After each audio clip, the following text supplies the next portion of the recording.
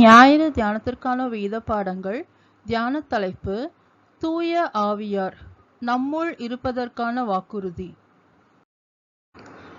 பழைய ஏற்பாட்டு பகுதியாக ஏசாயா 59ஆம் அதிகாரம் வசனங்கள் 14 முதல் 21 முடிய. ஏசாயா 59 வசனங்கள் 14 முதல் 21 முடிய. நியாயம் பின்னிட்டு அகன்றது, நீதி தூரமாய் நின்றது, சத்தியம் வீதியிலே இடறி யதார்த்தம் வந்து சேரமாட்டாமற் போகிறது. சத்தியம் தள்ளுபடி ஆயிற்று, பொல்லாப்பை விட்டு விலகுகிறவன் கொள்ளையாகிறான். இதை கர்த்தர் பார்த்து நியாயமில்லை என்று விசனமுள்ளவரானார். ஒருவரும் இல்லை என்று கண்டு விண்ணப்பம் பண்ணுகிறவன் இல்லை என்று ஆச்சரியப்பட்டார். ஆதலால் அவருடைய புயமே அவருக்கு இரட்சிப்பாகி அவருடைய நீதியே அவரை தாங்குகிறது. அவர் நீதியை மார்க்கவசமாக அணிந்து இரட்சிப்பென்னும் சிராவை தமது சிரசில் தரித்து நீதி சரிக்கட்டுதல் என்னும் வஸ்திரங்களை உடுப்பாக உடுத்து வைராக்கியத்தை சால்வையாக போர்த்து கொண்டார். கிரைகளுக்கு தக்க பலனை அளிப்பார். தம்முடைய சத்துருக்களிடத்தில் உக்கரத்தை சரிக்கட்டி தம்முடைய பகைஞருக்கு தக்க பலனையும் தீவுகளுக்கு தக்க பலனையும் சரி கட்டுவார். அப்பொழுது சூரியன் அஸ்தமிக்கும் திசை தொடங்கி கர்த்தரின் நாமத்துக்கும் சூரியன் உதிக்கும் திசை தொடங்கி அவருடைய மகிமைக்கும் பயப்படுவார்கள். வெள்ளம் போல் சத்துரு வரும்போது கர்த்தருடைய ஆவியானவர் அவனுக்கு விரோதமாய் கொடியேற்றுவார். மீட்பர் சியோனுக்கும் யாக்கோபிலே மீறுதலை விட்டு திரும்புகிறவர்களுக்கும் வருவார் என்று கர்த்தர் சொல்லுகிறார். உன்மேல் இருக்கிற என் ஆவியையும் நான் உன் வாயில் அருளிய என் வார்த்தைகளும் இது முதல் என்றென்றைக்கும் உன் வாயிலிருந்தும் உன் சந்ததியின் வாயிலிருந்தும் உன் சந்ததியினுடைய சந்ததியின் வாயிலிருந்தும் நீங்குவதில்லை என்று கர்த்தர் சொல்லுகிறார்.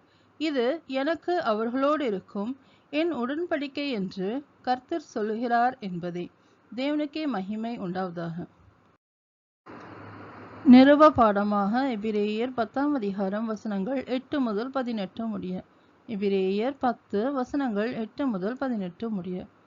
நியாய பிரமாணத்தின்படி செலுத்தப்பட்டு வருகிற பலிகளை குறித்து மேற்சொல்லியபடி பலியையும் காணிக்கையையும் சர்வாங்க தகன பலிகளையும் பாவ நிவாரண பலிகளையும் நீர் விரும்பவில்லை, அவைகள் உமக்கு பிரியமானதல்ல என்று சொன்ன பின்பு, தேவனே உம்முடைய சித்தத்தின்படி செய்ய இதோ வருகிறேன் என்று சொன்னார். இரண்டாவதை நிலைநிறுத்துவதற்கு முதலாவதை நீக்கி போடுகிறார்.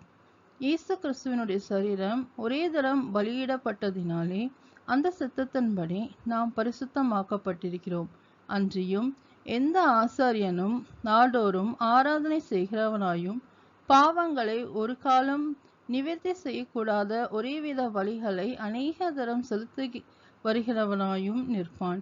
இவரோ பாவங்களுக்காக ஒரே பலியை செலுத்தி என்னென்றைக்கும் தேவனுடைய வலது பரிசத்தில் உட்கார்ந்து இனி தம்முடைய சத்துருக்களை தமது பாதபடியாக்கி போடும் வரைக்கும் காத்து கொண்டிருக்கிறார். ஏனெனில் பரிசுத்தமாக்கப்படுகிறவர்களை ஒரே வழியினாலே இவர் என்றென்றைக்கும் பூரணப்படுத்தியிருக்கிறார். இதை குறித்து பரிசுத்த ஆவியானவரும் நமக்கு சாட்சி சொல்லுகிறார். எப்படியெனில், அந்த நாட்களுக்கு பின்பு நான் அவர்களோடே பண்ணும் உடன்படிக்கையாவது, நான் என்னுடைய பிரமாணங்களை அவர்களுடைய இருதயங்களில் வைத்து அவைகளை அவர்களுடைய மனதில் எழுதுவேன் என்று கர்த்தர் சொல்லுகிறார் என்பதை உரைத்த பின்பு, அவர்களுடைய பாவங்களையும் அவர்களுடைய அக்கிரமங்களையும் நான் இனி நினைப்பதில்லை என்பதை சொல்லுகிறார். இவைகள் மன்னிக்கப்பட்டதுண்டானால் இனி பாவத்தின் நிமித்தம் பலி செலுத்தப்படுவதில்லையே என்பதே. தேவனுக்கே மகிமை உண்டாவதாக. சுவிசேஷ பாடமாக யோவான் 14ஆம் அதிகாரம் வசனங்கள் 15 முதல் 21 முடிய. யோவான் 14 வசனங்கள் 15 முதல் 21 முடிய. நீங்கள் என்னிடத்தில் அன்பாய் இருந்தால் என் கற்பனைகளை கைக்கொள்ளுங்கள். நான் பிதாவை வேண்டிக் கொள்ளுவேன், அப்பொழுது என்றென்றைக்கும் உங்களுடனே கூட இருக்கும்படிக்கு சத்திய ஆவியாகிய வேறொரு தேற்றரவாளனை அவர் உங்களுக்கு தந்தருளுவார்.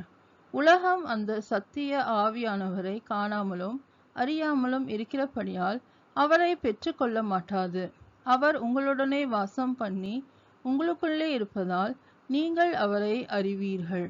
நான் உங்களை திக்கற்றவர்களாக விடேன், உங்களிடத்தில் வருவேன். இன்னும் கொஞ்ச காலத்திலே உலகம் என்னை காணாது, நீங்களோ என்னை காண்பீர்கள். நான் பிழைத்திருக்கிறபடியினால் நீங்களும் பிழைப்பீர்கள். நான் என் பிதாவிலும் நீங்கள் என்னிலும் நான் உங்களிலும் இருக்கிறதை அந்நாளிலே நீங்கள் அறிவீர்கள். என் கற்பனைகளை பெற்றுக்கொண்டு அவைகளை கைக்கொள்கிறவனே என்னிடத்தில் அன்பாயிருக்கிறான். என்னிடத்தில் அன்பாயிருக்கிறவன் என் பிதாவுக்கு அன்பாயிருப்பான். நானும் அவனில் அன்பாயிருந்து அவனுக்கு என்னை வெளிப்படுத்துவேன் என்றார் என்பதே. தேவனுக்கே மகிமை உண்டாவதாக. ஞாயிறு தியானத்திற்கான சங்கீதமாக சங்கீதம் 143. சங்கீதம் 143. கர்த்தாவே, என் ஜெபத்தை கேளும், என் விண்ணப்பங்களுக்கு செவிகொடும். உமது உண்மையின்படியும் உமது நீதியின்படியும் எனக்கு உத்தரவு அருளிச் செய்யும். ஜீவனுள்ள ஒருவனும் உமக்கு முன்பாக நீதிமான் அல்லாததினாலே அடியேனை நியாயந்தீர்க்க பிரவேசியாதேயும்.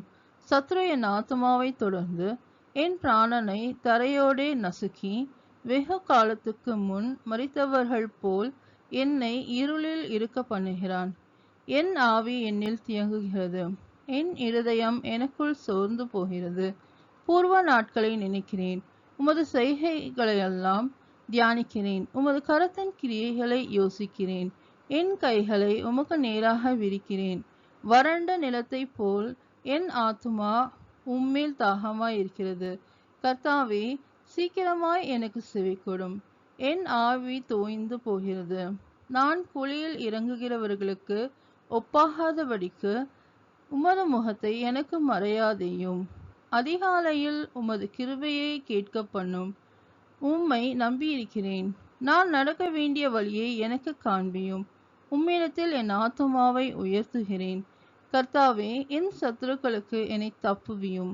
உம்மை புகலிடமாக கொள்ளுகிறேன். உமக்கு பிரியமானதை செய்ய எனக்கு போதித்தருளும். நீரே என் தேவன். உம்முடைய நல்ல ஆவி என்னை செம்மையான வழியிலே நடத்துவாராக. கர்த்தாவே, உம்முடைய நாமத்தின் நிமித்தம் என்னை உயிர்ப்பியும். உம்முடைய நீதியின்படி என் ஆத்துமாவை இடுக்கத்திற்கு நீங்களாக்கிவிடும். உம்முடைய கிருபையின்படி என் சத்துருக்களை அழித்து என் ஆத்துமாவை ஒடுக்குகிற யாவரையும் சங்காரம் பண்ணும். நான் உமது அடியேன் என்பதே. தேவனுக்கே மகிமை உண்டாவதாக.